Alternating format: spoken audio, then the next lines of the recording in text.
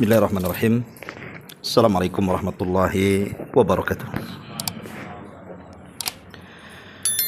Alhamdulillah wassalatu wassalamu ala Rasulillah wa ala alihi wa sahbihi wa mawalah wa la hawla wa la quwata illa billahi wa ba'd.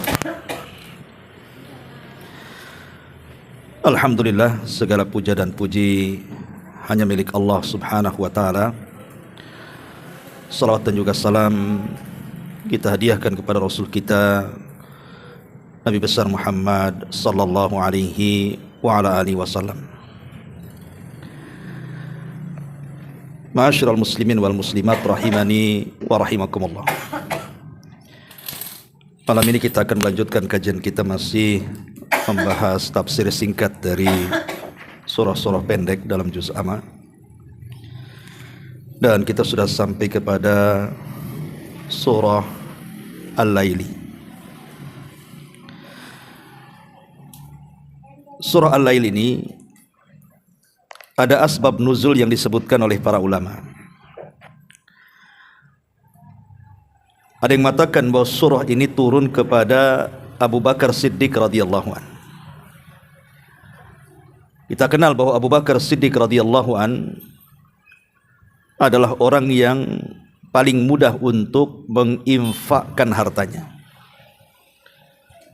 Bahkan dia pernah 2 kali menghabisi hartanya untuk infak di jalan Allah. Salah satunya adalah ketika peristiwa hijrah, yang mendanai hijrah Rasul dan hijrah dirinya adalah Abu Bakar Siddiq dan membawa seluruh hartanya. Kemudian yang kedua dalam peristiwa perang Tabuk, di mana Abu Bakar Siddiq radhiyallahu an menginfakkan semua hartanya sampai Rasul heran. Kemudian mengatakan, "Wahai Abu Bakar, kau tinggalkan apa anak dan istrimu?" Maka Abu Bakar mengatakan, "Aku tinggalkan kepada Allah dan Rasulnya."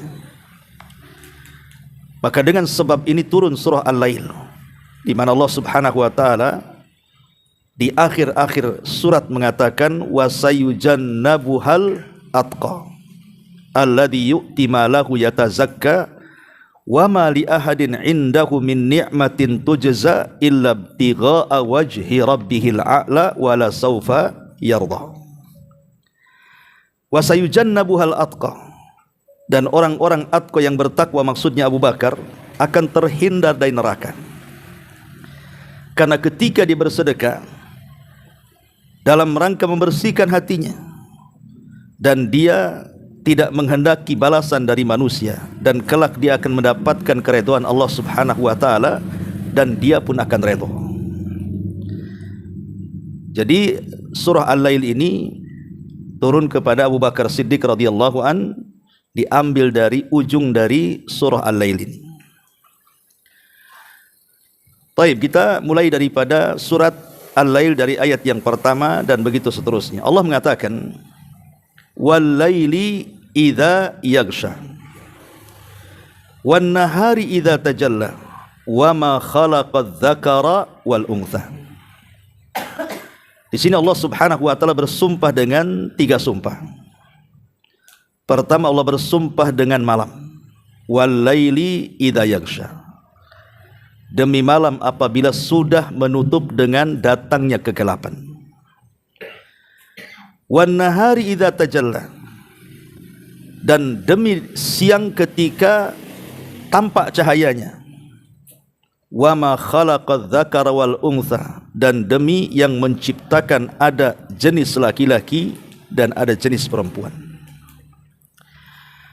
Ketika Allah subhanahu wa ta'ala mendahulukan malam dibandingkan siang, menunjukkan bahwa malam itu memiliki keistimewaan yang tidak didapat di siang hari.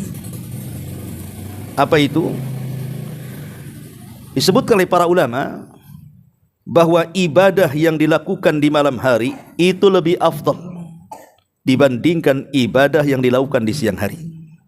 Tentu selain yang diwajibkan. Tentu ada alasannya kenapa para ulama mengatakan seperti itu. Pertama, bahwa ibadah malam itu biasanya mendekatkan kita kepada keikhlasan. Mau ria sama siapa malam-malam, orang tidur semua. Kecuali antum sholat malam kemudian live di TikTok, lain ceritanya. Ya. Tapi kalau seandainya antum tegak berdiri malam hari di saat manusia tertidur, susah orang ria. Mau ria sama siapa? Mau ria sama jin? Tak mungkin. Ini yang pertama. Yang kedua, bahwa ibadah di malam hari itu dia lebih berasa kepada jiwa. Dan itu disebutkan dalam surah Al-Muzammil, inna nasyi'atal laili hiya ashaddu wat'an wa aqwamu qila. Sesungguhnya bangun di waktu malam itu lebih berasa ketika seseorang itu sholat. Jadi lebih berasa khusyuknya. Dan ketika membaca Quran itu lebih menjiwai. Kemudian yang ketiga, bahwa ibadah di malam hari itu penuh dengan ijtihad, kesungguhan. Bagaimana tidak, dia harus melawan kantuk kan? Harus melawan gelap, harus melawan ngantuk, harus melawan takut, dan begitu seterusnya. Dan Allah Subhanahu wa taala mengatakan, "Wa man yujahidu fina lanahdiyannahum subulana." Siapa yang betul-betul sungguh-sungguh untuk meraih hidayah kami, kata Allah, maka akan kami berikan hidayah kepadanya. Jadi ada kesungguhan ibadah karena banyak penghalang-penghalangnya kan gitu. Apalagi kalau hujan, dingin, makin malas lah orang bangun itu. Ya. Kemudian juga ibadah malam juga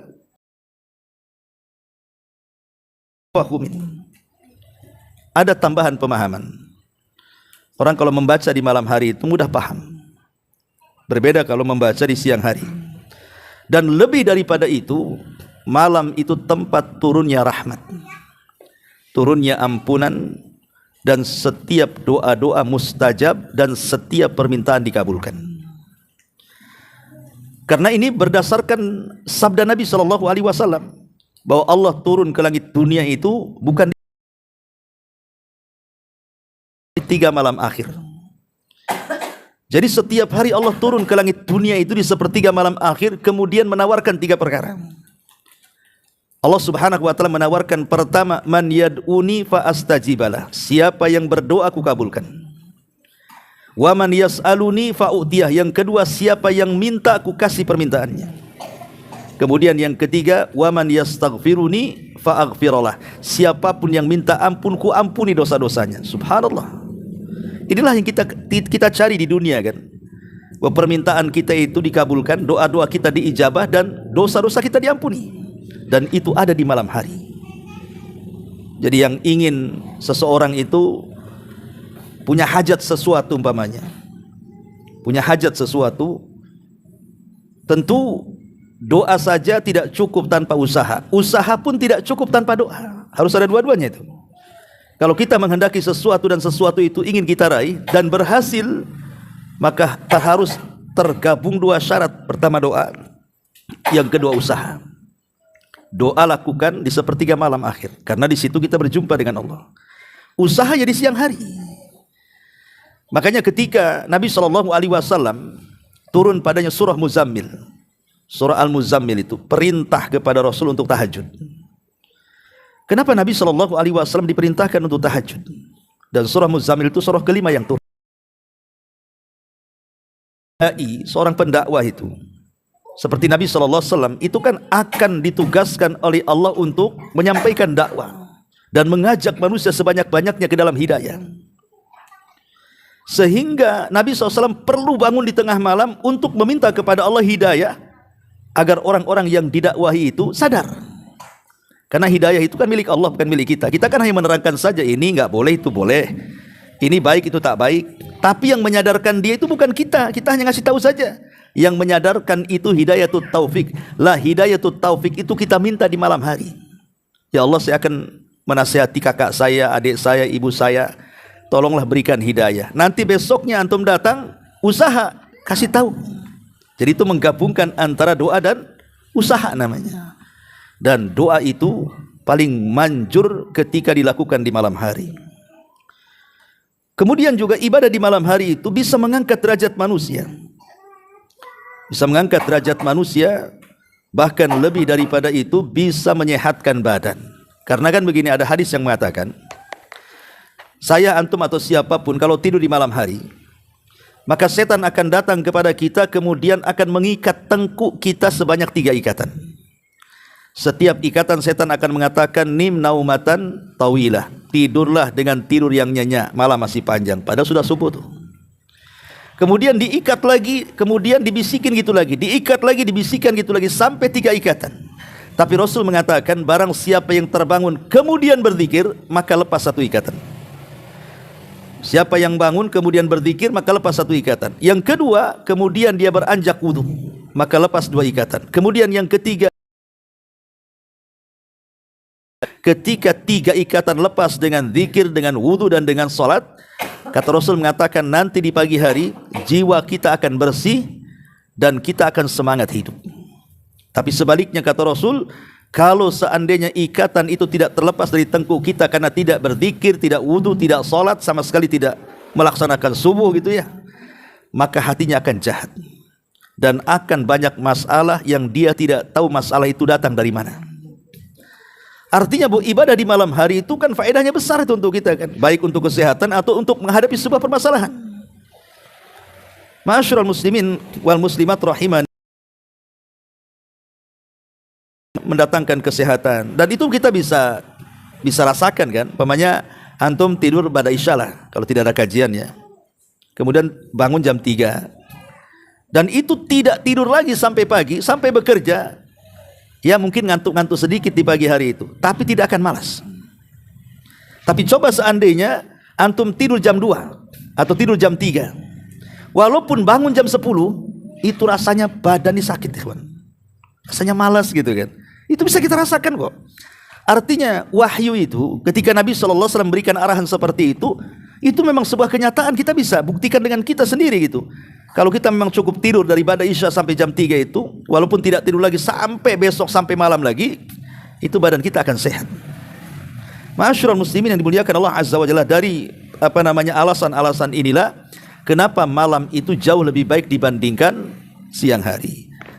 Tapi walaupun demikian, ketika Allah Subhanahu wa taala bersumpah dengan malam, memang malam itu banyak keutamaan, tapi banyak juga kejahatan terjadi malam hari. Dari sini Allah Subhanahu wa taala meminta kepada kita hambanya untuk berlindung dari malam seperti berlindung kepada setan. Qul a'udzu birabbil falaq min syarri ma khalaq wa min syarri ghasiqin idza waqab. Ghasiqin idza waqab itu artinya malam apabila menutup. Kita harus berlindung dari malam apabila menutup, sudah gelap. Maksiat. Tapi kalau sudah datang di malam hari kemudian tidak tidur, pasti akan kepikiran maksiat tuh. Karena memang kekuatan setan itu menguat di malam hari. Mereka kirim di malam hari. Bahkan termasuk tersebarnya penyakit, bakteri dan begitu seterusnya, hewan-hewan yang membahayakan itu lepasnya di malam hari. Makanya kita disuruh berlindung dari malam hari. Karena kejahatan itu umumnya di malam hari, maksiat juga umumnya di malam hari. Diskotik, pelacuran, perjudian, orang mabok, kelahi dan begitu seterusnya, itu rata-rata di malam hari. Makanya untuk mengatasi kehendak adanya maksiat di malam hari itu, Nabi SAW memberikan arahan kalau bisa tidur cepat. Kalau memang pada isya itu tidak ada kegiatan dunia, tidak ada kegiatan akhirat, sudah tidur saja. Supaya kita tidak kepikiran maksiat, tidak datang setan mengganggu kita. Ataupun kalau tidak maksiat, kita menghabiskan waktu percuma. Akhirnya disengaja kita tidak tidur sampai setelah lewat jam 12, jam 1 ngantuk, jam 2 tidur. Itu sengaja setan membuat kita akhirnya lupa tahajud, bahkan subuh pun bablas. Dari sini ikhwatu fillah muliakan Allah Azza wa Jal, maka di situ Nabi SAW kemudian melarang, ya tidak boleh tidur setelah maghrib dan sangat membenci begadang setelah isya, kecuali memang dikecualikan, kecuali ada urusan yang bermanfaat untuk dunia, umpamanya cerita bisnis, cerita usaha, atau manfaat untuk kehidupan akhiratnya, cerita agama, pengajian, atau mungkin ada tamu, kita ingin menghormati tamu, kita ajak makan, jalan ke sana kemari kan, akhirnya kita tidak tidur. Tetapi kalau tidak ada perkara-perkara seperti ini, maka sebaiknya tidur. Apalagi orang-orang yang sudah usianya di atas kepala 4, kepala 5, itu penting karena menjaga kesehatan dia. Taib, ma'asyiral muslimin wal muslimat rahimani wa rahimakumullah. Kemudian Allah Subhanahu wa taala mengatakan wal laili idza yaghsha, demi malam apabila menutup. Kemudian wan nahari idza tajalla, demi siang apabila nampak cahayanya. Dengan malam dari segi cuaca, di mana siang itu dibuat agak panas dan malam itu dibuat agak redup. Makanya malam hari ada dibandingkan bulan. Kenapa Allah Subhanahu wa taala bedakan cuaca seperti itu? Kenapa enggak disamakan saja bulan itu di malam dan di siang hari, atau matahari itu di siang dan di malam hari? Allah sengaja membuat waktu kapan kita istirahat, kapan kita bekerja. Makanya ketika siang itu dibuat panas, akhirnya darah itu kemudian naik, kemudian badan ini gerak jadinya. Tapi di siang hari sengaja diredupkan supaya mata kita ini mudah ngantuk, supaya istirahat. Coba bagaimana Allah Subhanahu wa taala mengatur waktu itu, kapan istirahat, kapan bekerja. Ya. Dan orang bekerja itu, ma'asyiral muslimin wal muslimat rahimani wa rahimakumullah, itu bukan perkara biasa, tapi bisa menjadi perkara luar biasa. Orang bekerja dalam rangka menghidupi keluarga itu bisa jadi luar biasa kalau kita ada niat. Karena Allah mengatakan, Rasul mengatakan innamal a'malu binniyat. Amal itu kan ditentukan niatnya. Nabi SAW mengatakan dalam sebuah hadis tentang keutamaan bekerja di siang hari, inna minadz dzunub dzunuban la yukaffiruha as-salatu wala as-siyam wala al-hajju wala al-umratu. Ada dosa-dosa itu, kata Rasul, tidak bisa digugurkan dengan salat, dengan puasa, dengan haji dan dengan umrah. Sahabat mengatakan, lalu dengan apa caranya? Kemudian Rasul mengatakan, al-humumu fi talabil ma'isyati, dengan cara banyak kepikiran ketika dia mencari nafkah. Artinya ketika mencari nafkah itu kan terkadang Allah berikan kesulitan, terkadang Allah berikan kemudahan kan. Ada yang dimudahkan, kok enak cari uang itu. Tapi ingat bahwa Allah tidak mungkin, pasti satu hari itu akan datang susah itu. Entah susah di perusahaannya, bertengkar dengan atasannya, dipecat manajernya, kemudian akhirnya di PHK atau pengangguran, apalagi serabutan kerjanya susah. Lah akhirnya orang itu harus mikir macam mana caranya saya dapat harta halal supaya keluarga saya bisa makan. Lah ketika kita banyak kepikiran seperti ini, inilah yang menggugurkan dosa kita tuh. Ya.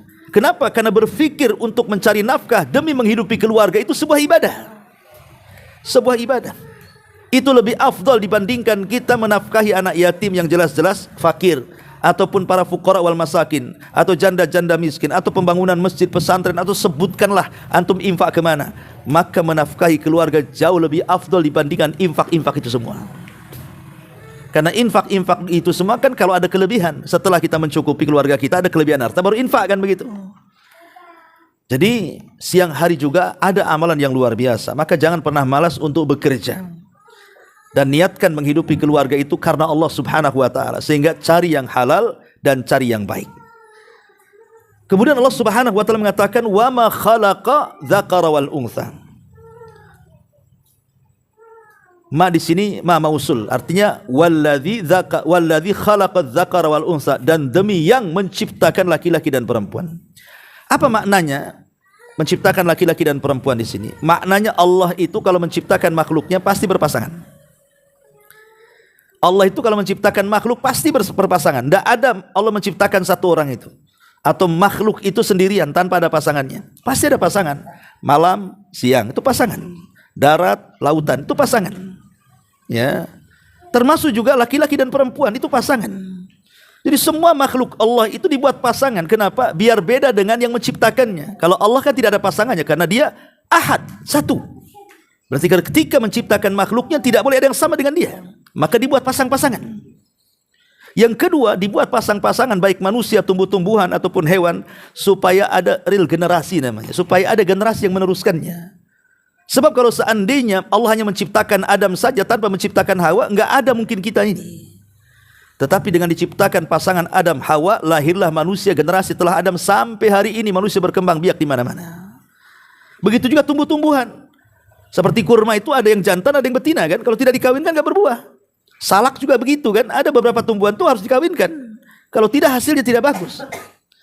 Ya, jadi intinya bahwa Allah menciptakan seperti itu supaya tetap terjaga populasi manusia, binatang ataupun tumbuh-tumbuhan, sehingga kelangsungan hidup itu akan stabil terus. Maka dibuatlah berpasang-pasangan. Kemudian setelah Allah Subhanahu wa taala bersumpah dengan 3 perkara ini, jawab sumpahnya apa? Inna sya'yakum lasyatta. Sesungguhnya usaha kalian itu lasyatta, bermacam-macam. Kita lihat usaha manusia itu kan macam-macam kan. Ya, ada yang jadi dokter, ada yang jadi insinyur, ada yang jadi pilot, ada yang jadi tukang, ada yang jadi, pokoknya manusia itu macam-macam usahanya. Begitu juga dalam kebaikan, ada yang semangat melakukan kebaikan, luar biasa pokoknya, sholatnya, puasanya, sedekahnya, zikirnya, baca Qur'annya. Di sisi lain ada yang semangat dengan maksiatnya. Maksiat saja, semangatnya dengan maksiat. Makanya Rasul mengatakan, famu'tikuha au mubikuha. Kullu yaumin annasu yaghdu famu'tikuha au mubikuha, kata Rasul. Setiap manusia itu keluar dari rumahnya, kemudian membuat acara atau amalan yang terkadang amalan itu bisa menguntungkan kehidupannya dan juga agamanya, atau terkadang bisa mencelakakan hidupnya dan agamanya. Itulah manusia. Ya. Ada yang mengatakan bahwa kalimat as-sa'yu, usaha itu artinya tanafus, lain dengan amal. Karena Allah tidak mengatakan inna al-amala, tapi Allah mengatakan inna sa'ya.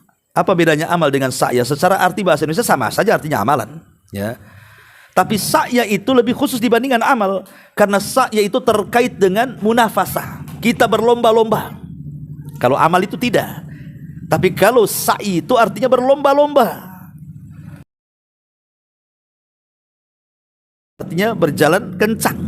Ada namanya ketika sa'i itu ada romal, berjalan lari kencang itu ya. Artinya tanafus. Dalam bahasa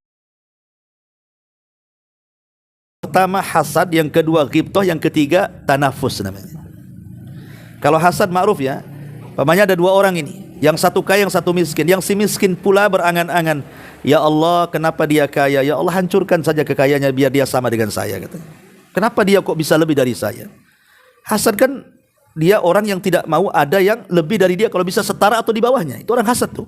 Berangan-angan kenikmatan orang lain hancur dengan cara apapun. Yang penting jangan sampai dia sukses. Itu namanya hasad. Ya. Imma dengan cara hasadnya supaya hartanya berpindah kepada dia, atau enggak berpindah pun tidak apa-apa. Yang penting jangan sampai lebih kaya dari saya. Itu orang hasad namanya. Ya. Yang kedua ghibthah. Ghibthah ini mirip-mirip dengan hasad, tapi ghibthah itu hasad yang terpuji. Karena ghibthah itu tumbuh dari rasa cinta. Pamannya ada tetangga kaya, bisa haji, bisa kurban, bisa ibadah. Kemudian kita berangan-angan, ya Allah, kalau saya seperti dia, aku pun sama juga lah, pengen haji kayak dia, pengen umroh kayak dia, pengen korban kayak dia. Tapi tidak berangan-angan menghancurkan hartanya. Dia pengen seperti dia saja. Itu namanya ghibthah, itu hasad yang terpuji namanya ya. Tapi ada namanya tanafus. Tanafus itu berlomba-lomba. Masa tetangga saya bisa sholat jamaah, saya pun harus bisa. Ya. Masa tetangga saya bisa korban, sama-sama usahanya, saya pun bisa korban kok. Kok tetangga bisa umroh, saya pun bisa umroh. Itu namanya tanafus. Dia berlomba-lomba gitu ya. Jangan sampai kemudian kebaikan itu hanya orang saja yang bisa melaksanakan, saya pun bisa melaksanakannya. La sa'ya di sini artinya tanafus. Ya. Jadi kita berlomba-lomba meraih sebanyak-banyaknya pahala. Inna sa'yakum lasyatta. Tapi kenyataannya ada orang yang berlomba-lomba dalam kebaikan, ada orang yang berlomba-lomba dalam kejahatan, itu masalahnya. Makanya kemudian Allah Subhanahu wa taala melanjutkan firman-Nya, "Faman a'ta wattaqa wa saddaqa bil husna fasanuyassiruhu lil yusra. Wa amma man bakhila wastaghna wa kadzdzaba bil husna fasanuyassiruhu lil usra." Ya. Fa amma man a'ta, maka kalau dalam usahanya tadi betul-betul dia a'ta, memberi. Dia punya harta, dia sedekahkan. Dia punya ilmu, dia ajarkan. Dia punya jabatan, dia gunakan untuk kebaikan. Dia punya ide-ide yang cemerlang, yang bagus, dia torehkan idenya supaya bermanfaat bagi manusia. Ada orang yang butuh tetangga kita, kita bantu dengan tenaga kita, dengan waktu luang kita. Pokoknya betul-betul dia usahakan jangan sampai hidupnya tidak bermanfaat untuk manusia. Itu namanya a'ta. Ya. Kemudian fa amma man a'ta wattaqa. Kalau a'ta itu mengamalkan kebaikan, wattaqa itu artinya menjauh dari keburukan.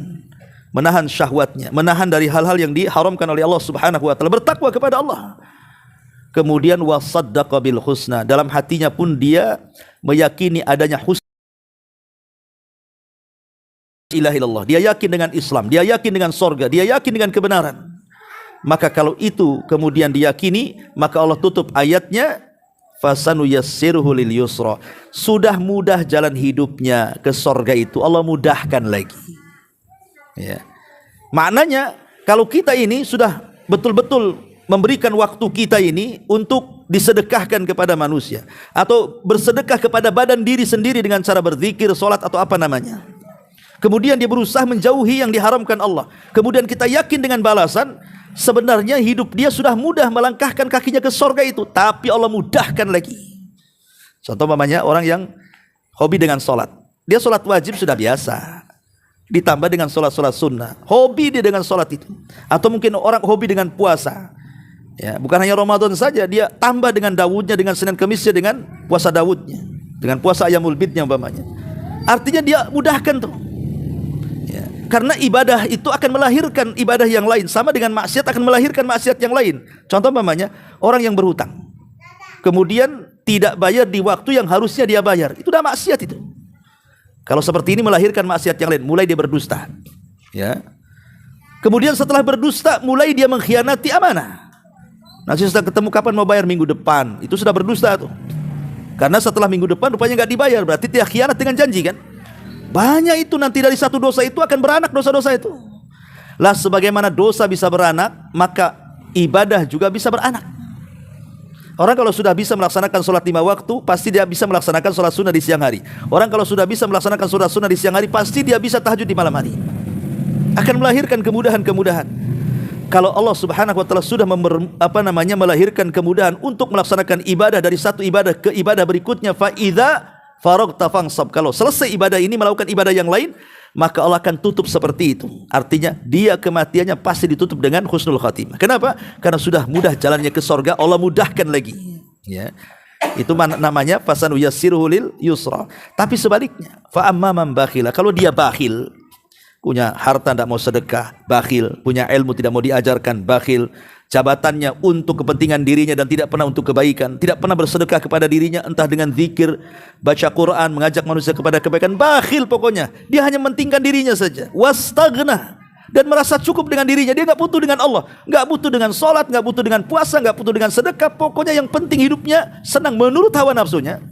Wa kadzdzaba bil husna, kemudian mendustakan bahwa di sana ada balasan setelah kematian, maka Allah tutup ayatnya, fasanu yassiruhu lil usra. Sudah mudah maksiatnya, Allah mudahkan lagi maksiatnya itu.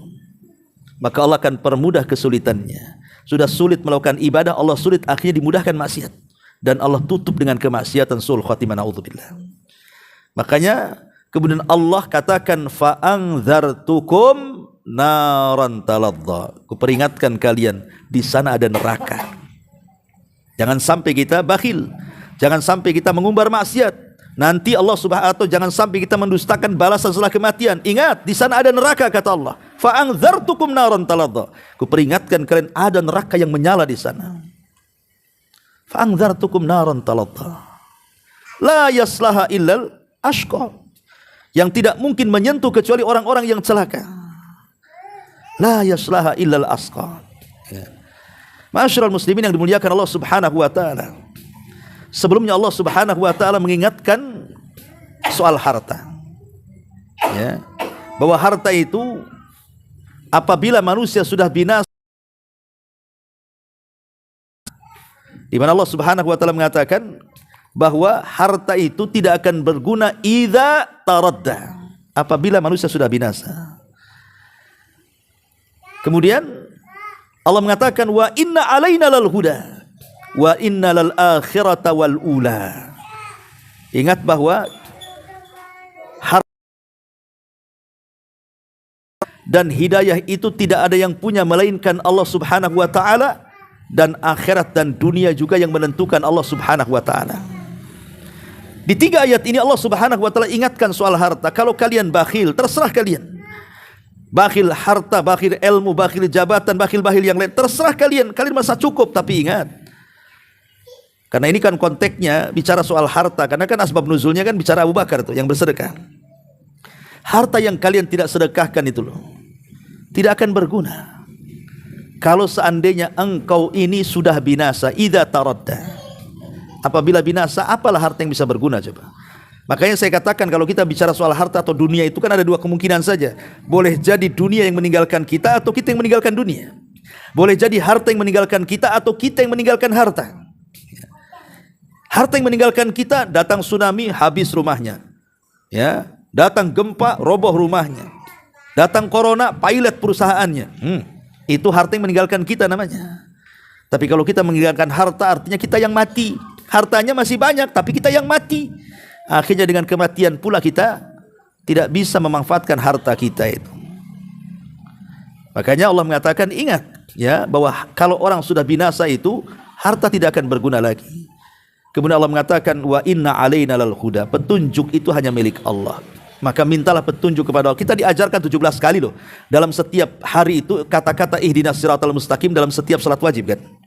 Artinya kita minta petunjuk supaya kita jangan bakhil, supaya kita jangan merasa cukup kepada diri dan tidak butuh kepada Allah, supaya kita jangan sampai mengingkari adanya balasan setelah kematian. Minta petunjuk kepada Allah agar kita bisa memberi dan tidak bakhil, agar kita senantiasa bisa menekan maksiat dan menjauhi larangan Allah Subhanahu wa taala, agar kita bisa mengamalkan la ilaha illallah, syariat Islam yang dengan itu mengantarkan kita ke dalam surga.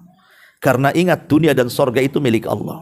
Wa inna lana lal akhirata wal ula. Begitu juga akhirat dan dunia itu hanya milik Allah Subhanahu wa taala. Ma'asyiral muslimin yang dimuliakan Allah Azza wa Jalla, Allah mengatakan la yaslaha illal ashqa. Ketika Allah mengatakan fa anzartukum naran taladza la yaslaha illal ashqa alladzi kadzdzaba wa tawalla. Aku ingatkan kau dengan neraka, di mana neraka itu tidak akan disentuhkan kecuali bagi orang yang celaka. Siapa orang yang celaka? Orang yang mendustakan ayat-ayat Allah kemudian dia berpaling. Dia enggak merasa salat itu penting, makanya dia tinggalkan salat. Dia tidak merasa puasa itu penting, makanya dia meninggalkan puasa Ramadan. Itu banyak di masyarakat kan. Salat itu malas. Kadang-kadang saya lihat tukang-tukang dah susah di dunia kerjanya, capek, keringat, gaji tak banyak, tak sholat pula dia. Coba kan, orang kaya masih mending lah senang di dunia kan. Ini sudah kere, dah susah, dia hidup saja dari situ kerjanya. Ketika teng azan itu, malah ngerokokan lagi, diam, tunggu jam 1 kerja lagi. Hari-hari seperti itu. Janganlah kita sudah fakir di dunia masuk neraka pula kan itu ya. Harusnya kan kalau sudah kita susah di dunia, makanya kenapa orang itu harus banyak mengingat kematian kayaknya. Jadi orang-orang yang fakir itu harus banyak mengingat kematian, karena orang ingat mati itu biasanya yang kaya jadi lemas, kemudian yang fakir jadi semangat. Orang kaya kalau ingat mati lemas dia. Loh, gimana kalau mati harta saya? Lemas jadinya dia. Orang fakir kalau ingat mati jadi semangat. Gak apa-apa saya fakir di dunia, tapi janganlah saya tidak masuk surga. Semangat ibadah akhirnya dia. Ya, jadi orang-orang yang sudah susah di dunia janganlah dipersulit pula di akhirat. Dengan cara apa? Tidak atau mendustakan ayat-ayat Allah Subhanahu wa taala dan berpaling dari ayat-ayat Allah Subhanahu wa taala. Tapi Allah tutup ayatnya wasayujannabuhal atqa. Tapi Allah pasti akan menjauhkan orang-orang yang bertakwa itu dari api neraka. Siapa orang bertakwa? Alladzi yu'ti malahu yatazakka, orang yang menginfakkan hartanya dalam rangka membersihkan jiwanya. Wa ma li ahadin indahu min ni'matin tuzza, betul-betul dia tidak mengharap balasan apa yang sudah disedekahkannya. Saya hanya balasan Allah saja. Maka orang seperti ini Allah mengatakan wala saufa yarda, pasti dia akan mendapatkan ridhonya Allah Subhanahu wa taala. Jadi surah Al-Lail ini secara global adalah sebuah pelajaran sebenarnya bagi kita saat meraungi kehidupan dunia. Jadi di dunia ini harusnya kita ini banyak memberikan manfaat baik untuk diri sendiri ataupun untuk orang lain dengan cara memberi, punya ilmu ajarkan, punya harta sedekahkan, punya jabatan gunakan untuk kebaikan, punya tenaga korbankan, punya waktu korbankan. Jangan sampai kemudian per detik dalam kehidupan kita ini tidak ada yang bermanfaat. Makanya lihat 3 ayat pertama, walaili idza yaghsha wan nahari idza tajalla wa ma khalaqadz dzakara wal untha inna sa'yakum lasyatta. 3 ayat ini sebenarnya kalau kita ambil petik pelajaran, apapun yang antum raih pasti akan sukses. Pertama Allah mengatakan wal laili idza yaghsha wan nahari idza tajalla. Ini bicara soal waktu. Kan malam dan siang kan bicara waktu. Dan manusia itu pasti bergelut dengan waktu. Terkadang kita ini ingin menyelesaikan sesuatu tapi waktunya keburu habis. Akhirnya kemudian tidak selesai, besok lagi dikerjakan. Jadi waktu itu makanya jangan sampai kemudian waktu itu disia-siakan. Orang yang malas itu gak akan berhasil. Tapi orang yang semangat menjaga waktu pasti berhasil. Kemudian yang kedua, wa ma khalaqadz dzakara wal untha. Di sini bicara soal manusia. Ada laki-laki dan perempuan dan kemudian lahirlah generasi. Artinya ada orang yang hadir di situ dalam rangka mengelola waktu. Kemudian inna sa'yakum lasyatta, ini bicara amal, bicara kerja. Ya, bicara kerja dan semangat kerja. Kalau ada manusianya, ada waktunya, semangat bekerja, pasti akan berhasil. Ya, jadi ayat pertama saja menginspirasi kita itu. Kalau kita hendak menginginkan sesuatu dari urusan dunia atau akhirat, maka bekerja dengan cara rajin. Jangan sia-siakan waktu, karena setiap waktu itu kalau orang barat itu sekian ribu kalau lewat menurut mereka, ya. Sehingga orang-orang barat itu mereka betul-betul memanfaatkan waktu luar biasa. Masa kita kemudian orang Islam yang dalam Al-Qur'an itu selalu diingatkan soal waktu, justru kita malas-malas, kemudian berangan-angan ingin senang gitu ya. Dan kalau mati pun ingin masuk surga, dari mana juntrungannya? Ya, harus ada waktu, harus ada amal, harus ada kerja, baru kita sukses. Wallahu a'lam bishawab. Ini yang bisa sampaikan dari surah Al-Lail yang singkat, mudah-mudahan manfaatnya. Subhanakallahumma bihamdika, asyhadu an la ilaha illa anta, astaghfiruka wa atubu ilaik. Allahu taala alam. Assalamualaikum warahmatullahi